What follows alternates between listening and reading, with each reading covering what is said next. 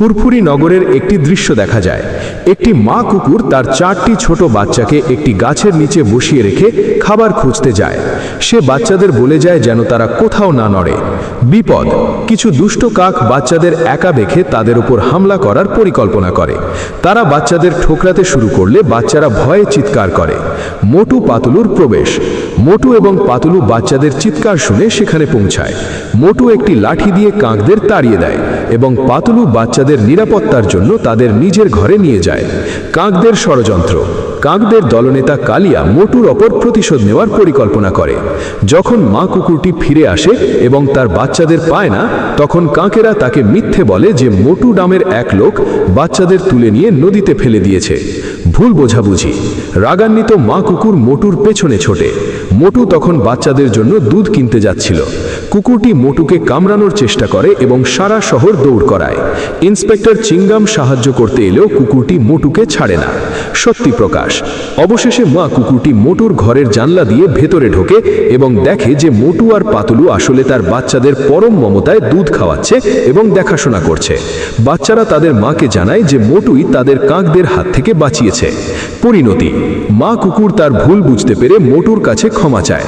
এরপর সে কাকদের শিক্ষা দেওয়ার জন্য একটি ফন্দি আঁকে। সে কাকদের ধন্যবাদ দেওয়ার নাম করে কাছে ডাকে এবং তাদের পালক ছেড়ে দিয়ে উচিত শিক্ষা দেয়। 3.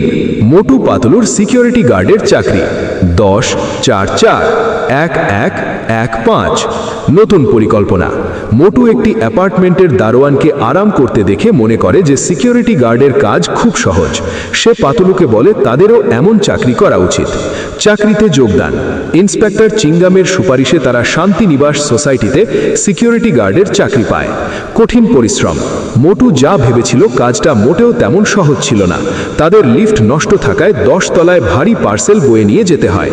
ফ্ল্যাটের বাসিন্দারা তাদের দিয়ে গাছের টবে জল দেওয়া এবং তাদের ভয়ঙ্কর কুকুরদের নিয়ে ঘোরানোর মতো ব্যক্তিগত কাজও করায়। কুকুরটি একটি বিড়ালকে দেখে মোটু ও পাতলুকে টেনে হিঁচড়ে সারা শহর ঘোরায়।